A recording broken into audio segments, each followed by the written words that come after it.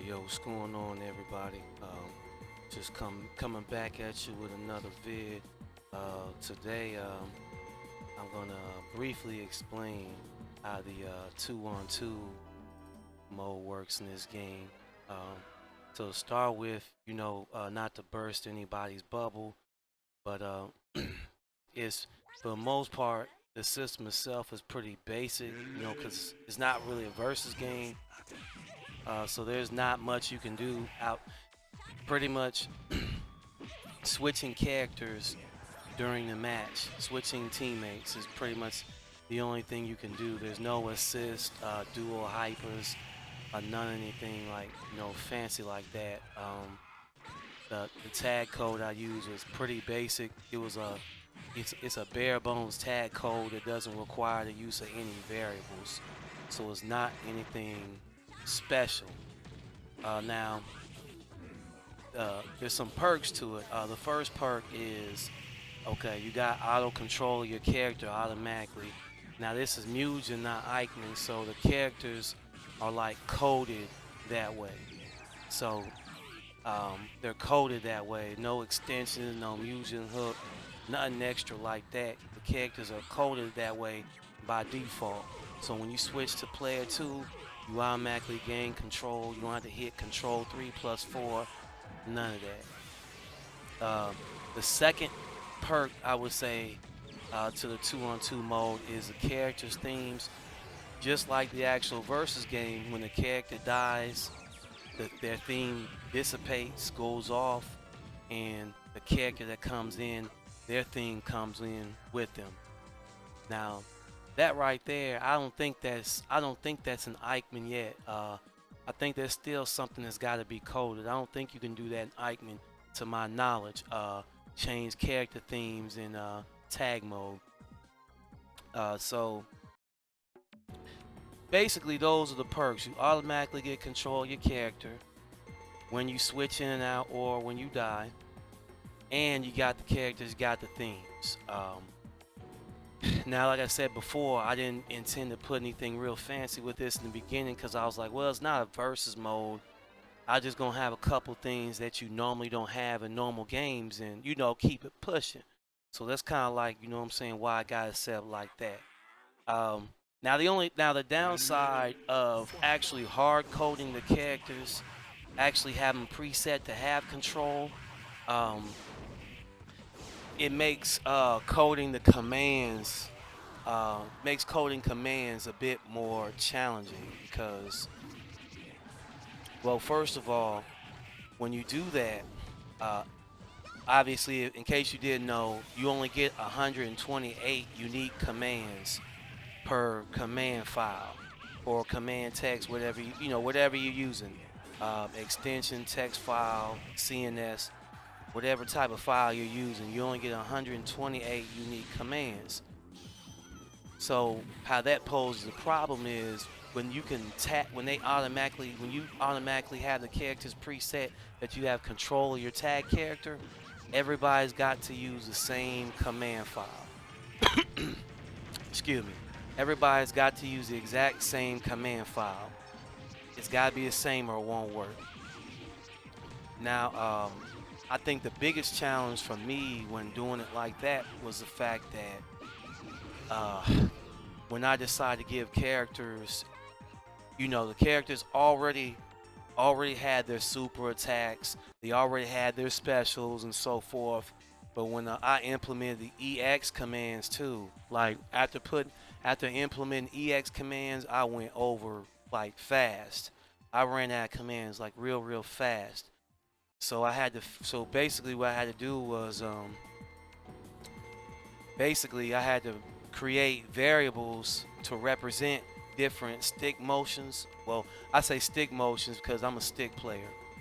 So I had to create variables. I had to create a variable to represent different stick motions, and then use those variables as the actual commands, if that makes sense. So I don't know if the recording will catch it. Let me see. Um, well, it won't let me do it because the whole screen will get blocked. So long story short, I had to use their commands. Different characters' commands are represented by variables. They're represented by variables. So because of that, also too, it kind of, for the system variable list, it kind of constricted that some forth because certain characters that everybody has to use and share, it kind of made less of amount of variables I had available. However, in order to get that to work, that's the way I had to do it.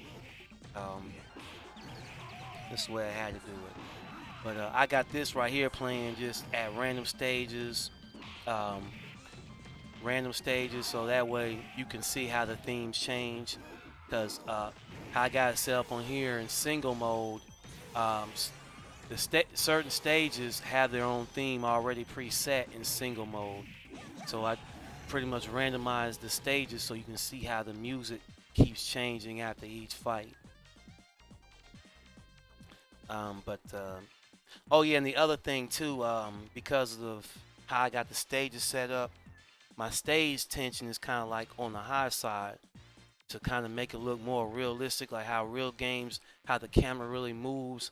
So sometimes when you switch in and out, especially too, because I got that zoom on it.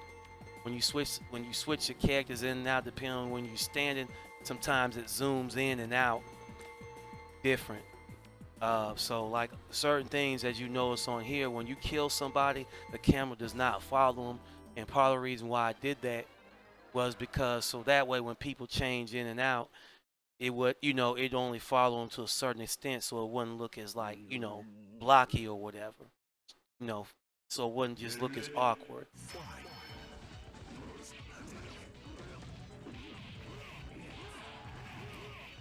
Uh, but um, but yeah, for the most part, as far as the tag in and out, I mean, like I said, you can switch characters in and out. You have automatic control your tag character, and each character has their own theme set up when they come in and out. Now I had to do some experimenting too. Now in the situation that in tag mode, two characters kill each other at the same time, and they still have a tag partner left alive. Uh, it's a certain theme that comes out for both of them. So I had to do it that way so I wouldn't have two themes playing at one time based on how I got it coded. So two different themes wouldn't play at the same time when two new people came on the screen at the same time. They both have one unique. It's a unique theme that they both share if that certain situation happens. But I'm not gonna try to simulate that now because that's like tough to do, considering you have to have like a double KO with your tag players before anybody's lost a character or not. That was pretty tricky.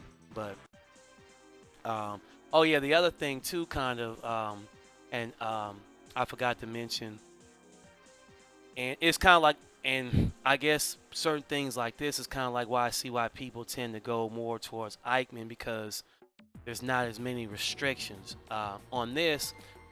While you have the characters preset to have automatic control of them without any extensions, no fusion hook, no control plus 3-4, no nothing. It kind of it wreaks havoc on your co-op modes because the way Musion is programmed, your co-op modes is if you and somebody else want to play on the same team. Um, However, co-op, when you guys set up like this, your co-op mode, your partner, your teammate, your human partner teammate, he's not able to control the character. He doesn't have control of the character. So the co-op modes are pretty much when you set it up like that. If you got it to where your characters are, you have automatic control of them because you hard coded them. The co-op mode is pretty much rendered useless. So I had to take the co-op modes out because you can't use them. Um, I had to take the co-op modes out. Right now. I'm actually still trying to figure out if there still be a way for me to include CPU mode or not. long story short, how I got the demo mode set up, it activates if it's um, one player versus one player, and the computer's got control. So like it's not doing it here now because it's 2-on-2. But if I got one-on-one, computer versus computer, um, the demo mode's gonna come back up. So I'm still trying to figure out if there's a way I'll be able to get it to where I can distinguish between demo mode and actual computer mode. I may be not able to because from what I found, the two primary things it distinguishes it by are the timer and the power, your power bar, and it's like the way I got training mode set up. Um, I'm not able to use a power bar that way, so.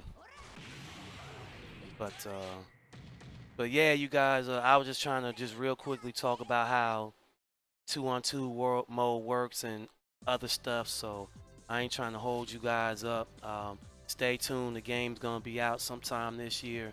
I'll see y'all later. Peace.